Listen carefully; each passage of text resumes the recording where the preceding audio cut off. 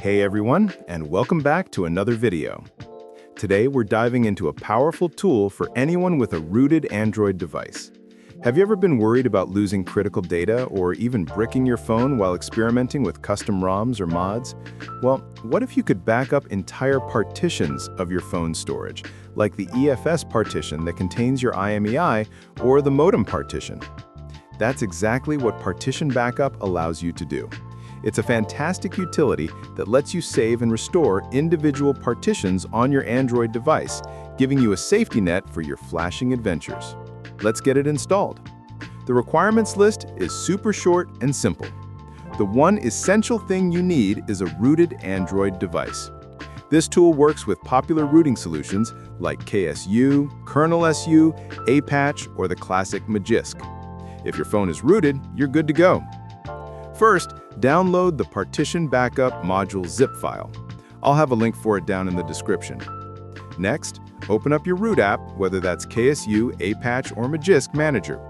Head over to the Modules section and look for the option to Install from Storage.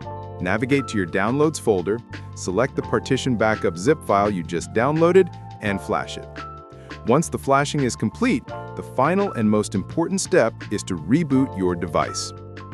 Once your phone is back up and running, you have two ways to use Partition Backup: through a command line interface, CLI, or a much more user-friendly WebUI. For you terminal wizards out there, you can access the tool using any terminal emulator app on your phone. Just type SU to get root privileges, and then the command partbk to see all the available options for backing up and restoring.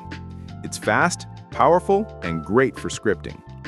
For a more visual approach, the WebUI is fantastic. It lets you manage your partition backups right from a web browser.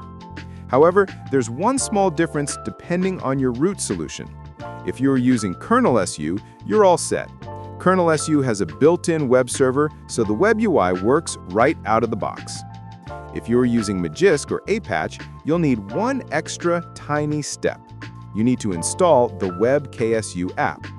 To access the WebUI, you'll simply open your phone's browser and navigate to the local address provided by the module. And that's it. In just a couple of minutes, you've installed a crucial backup tool that can save you from a lot of headaches. If this video helped you out, be sure to hit that like button.